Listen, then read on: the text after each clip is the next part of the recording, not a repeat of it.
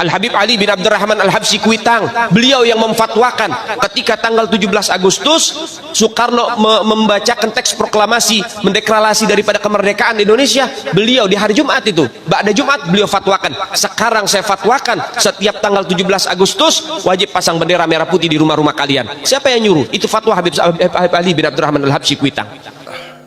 Sudahlah, kita ini semuanya sebentar lagi dipanggil. Benar. Tak bisa ditawar-tawar lagi bagaimana marga Ba'alawi yang selalu menisbatkan nasabnya kepada Rasulullah Muhammad SAW semakin hari semakin diisukan bahwa marga Ba'alawi bubar di Indonesia di tahun ini. Kini Robito Alawiyah tak bisa berbuat banyak. Tesis dari Kiai Haji Madudin Usman semakin populer di kalangan masyarakat awam Indonesia. Dan ternyata dari beberapa kajian tentang nasab, ilmu, dan kajian-kajian filologi lainnya turut serta merocoki bahwa mereka nasabnya tak pernah tersambung sanadnya. Kekhawatiran masyarakat Indonesia tentang marga Ba'alawi yang cenderung menguasai Indonesia kini sudah ada buktinya. Dan kekhawatiran itu, kewaswasan itu menjadi penanda bahwa marga Ba'alawi yang konon katanya tersambung sanadnya, verifikasinya kepada Nabi Muhammad SAW bukan tanpa alasan. Hanya Tuhan itu milik mereka, yang lainnya sesat. Jadi merasa bahwa ini kayak Tuhan itu hanya milik mereka. Jadi yang lainnya tidak kenal Tuhan. Oh, dikit-dikit saya jihad, saya karena agama. Seperti dia mengatakan Pak Dudung itu salah. Terus mengatakan Pak Dudung itu karena dia bukan kiai, bukan TNI, kok bicara agama. Perkataan Pak Dudung itu benar. Tuhan bukan Arab dan Tuhan bukan Habib. Nah, terakhir saya melihat tentang bicara maulud sama si Sabatul Habsyi. Kok petantang-petenteng, ini negeri Indonesia, ada aturan hukumnya, ada COVID ini, nggak semua sembarangan buat acara. Jangan maulud dijadiin kuda politik. Saya tahu kok ngotot membuat maulud, sudah dilarang pemerintah, ngotot. Terus Anda bilang pemerintah ini nggak Islami. Pernah suatu saat Nabi itu menghancurkan masjid dihancurkan oleh Nabi. Itu Masjid Diror. Di situ lahir kemunafikan. Di situ lahir ajang persaingan, di situ lahir ajang hujat-hujat. Sama Nabi dihancurkan. Lah, maulud-maulud yang digerakkan oleh si Bahar dan kata kemarin si Al-Habsyi petantang petenteng. Kalau Anda mau bicara mengataskan Nabi, yang santun bicara. Masa maulud katanya ngundang Nabi, isinya caci maki. Jangan mengklaim bahwasanya pemilik Nabi itu Anda yang paling cinta sama Nabi. Enggak ada itu. Nah itu saya lihat ada video kecilnya petang-petang ini katanya negara melarang. Loh, terus Anda menganggap negara nggak Islami? Ini negara lagi pulsa, ada COVID, kok Anda kumpul-kumpul? Anda mau teriak-teriak atas nama maulud, isinya semua di dalam caci maki, hujat-menghujat, ingin mengganggu negara. Ini semua permainan Anda, ingin mencari panggung agama. Jadi saya minta lah. Nah, terus terakhir lagi saya lihat ada video, datanglah seorang TNI. Saya lihat TNI sekarang ini cukup bijaksana. Dia berani di kandang aja, pakai ngatakan jangan macam-macam, jangan mau tekan Bahar, jangan ini saya Bahar Semit. Siapa Anda? Kok kayak Anda ini pejuang Islam? Jangan macam-macam Bahar Semit. Saya aja nggak sedikit takut dengan Anda kok macam-macam. Jangan sok jagoan. Anda di depan TNI ini. TNI ini keamanan negara. TNI bawa nama negara. Bagi para Habib ini yang segelintir Habib Bahar semua yang sok bicara pendukung Bahar, kalau Anda mau tinggal di negeri ini yang sopan santun.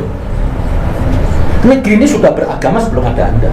Mau saya minta tadi Pak Yusuf menyebut nama Habib depan saya, bilang jangan. Bagi saya bukan Habib itu. Nah, di sini Bahar ini sudah kelewat kurang ajar. Di depan TNI berani macam-macam. Ini TNI yang punya teror, yang punya wilayah. Ini perlu dong TNI ini, jangan diam aja, jangan berselubung demokrasi ini, terus malah TNI dihinakan. Tadi apa petantang petenteng, sementara TNI-nya datangnya sopan, baik-baik. Ini perlu TNI bersikap. Dan kalau Anda di Bahar ini, cuma seorang bagi saya, dia merusak citra Habib. Tidak ada Habib begini. Anda itu begitu emosional ini. Kenapa saya nggak emosi? Saya malu tinggal di negeri ini. kakek, nenek saya hidup saya di negeri ini kok diganggu, merasa dia paling dekat sama Tuhan, merasa dia punya klaim Tuhan, yang dia dikit-dikit jihad fisabilillah. Ada perkataan oleh Sayyid Al-Habib Abdullah Al-Haddad mengatakan, setan nggak suka menggoda perorangan, karena kalau perorangan yang rusak hanya sedikit. Setan lebih senang apa? Menggoda seorang ulama. Kalau ulamanya sesat akan menyesatkan banyak orang. Sekali lagi Pak Bahar yang mau tanteng di negeri ini, kalau Anda nggak mau terima negeri ini, keluar dari Indonesia, pulang ke kampung Anda Yaman. Ini negeri punya aturan, punya polisi, punya tentara. TNI dihinakan, pangkat tinggi. Begitu sopannya TNI bicara, dia petantang-petenteng, sok bawa-bawa nama Habib, keluar Anda dari Indonesia. Dan mintalah sumahnya TNI dan Polri, jangan dia begini. Marwah TNI itu habis. Minta dari TNI, parani Bahar, nggak usah nunggu Senin. Saya Habib mengutuk Rizik Syihab yang membuat onar, karena kakek saya satu tidak ada seperti Bahar dan Rizik. Kakek saya itu berakhlak mulia, hikmat tinggal di negeri ini, menjaga negeri ini damai. Kok ini Habib-Habib akhir-akhir tahun ini terus dikit-dikit kriminalis ulama? Ulama yang mana? Apa salah Pak Dudu? Hari ini Habib Zain Asegaf benar-benar marah terhadap kejadian itu. Jadi harus disikapin lah. Iya. Jangan didiamkan gini-gini. Ini bahaya negeri ini kalau begini. Jangan cuma karena kepentingan Anda. Lindungi Iya. bangsa Indonesia ini. Oke. Marahnya sudah, Bib? Panas.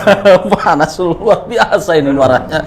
Anda kalau dengar dua nama itu kok Sangat luar kuat. biasa itu kan ya. Sangat kuat. Iya. Jadi bagaimana sih harapan Anda terhadap Habib-Habib yang ada di Indonesia terhadap NKRI ini? Saya mintalah ini kepada Habib-Habib yang baik ini. Saya tahu banyak yang baik. Anda bersuara dong. Juga ini lembaga Arobitoh ini yang katanya kantor menaungi Habib. Urus itu. Anda berdiri di sini di NKRI di Indonesia. Anda punya kantor di Tanah Abang di Indonesia. Ini ada pemerintahnya. Rasul pertama bilang apa? Andaikan putriku mencuri, akan kupotong tangannya. Ini Rasulullah. Kini Robito Alawiyah dihabarkan pada polemik yang semakin tajam menerpa dan mendera marga Ba'alawi tersebut, dan nasab-nasab dari marga keturunan Ubaidillah tersebut diyakini bukan bernisbat dan bukan bernasab kepada Rasulullah SAW. Lalu bagaimana verifikasi tentang marga Ba'alawi yang selalu menisbahkan dan selalu menyerukan kepada umat Islam agar senantiasa dijunjung nasabnya karena mereka berhaluan kanan sebagai Rasulullah atau sebagai anak cucu dari Rasulullah SAW. Innalillahi wa inna ilaihi raji'un. Nama marga Ba'alawi semakin populer di kalangan masyarakat awam Indonesia karena meyakini bahwa mereka benar-benar nasabnya tersambung kepada Rasulullah Muhammad SAW. Namun kini mereka tidak bisa berleha-leha lagi. Masyarakat sudah meyakini bahwa tak mungkin nasabnya tersambung kepada Rasulullah Muhammad SAW.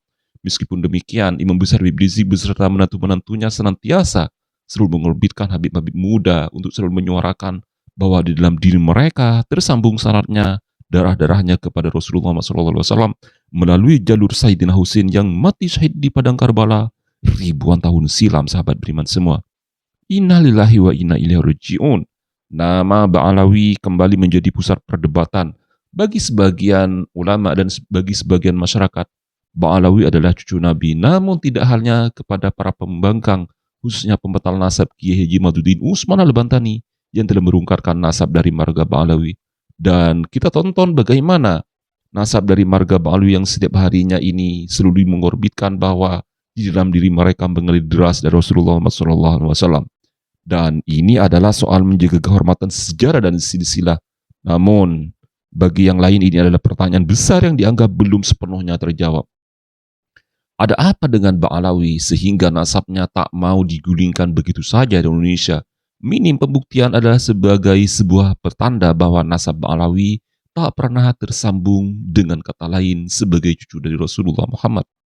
Dan kini di tengah derasnya perdebatan, berbagai klaim, bantahan hingga tuntutan verifikasi terus bermunculan. Setiap kubu saling memberikan sanggahan dan diviralkan di beberapa platform media sosial. Sehingga di kalangan tertentu kini berubah menjadi konsumsi publik yang terus-menerus selalu digoreng oleh masyarakat yang mempertanyakan bahwa Ba'alawi bukan siapa-siapa lagi. Dan kini dihadapkan dengan polemik ini, bahwa Mbak Alawi sebagai cucu Nabi kini bisa didengar langsung oleh Habib tersebut. Polemik ini tak akan ada habisnya, sahabat beriman semua. Pantengin terus kanal Muslim Orientalis agar Anda dan keluarga Anda semakin mengetahui siapa sebenarnya mereka, marga Mbak Alawi yang konon katanya tersambung sarannya kepada Rasulullah SAW. Saya akhiri, namun sebelumnya silakan like dan share video ini sebanyak-banyaknya kepada kerabat dan sanak famili Anda. Wassalamualaikum warahmatullahi wabarakatuh.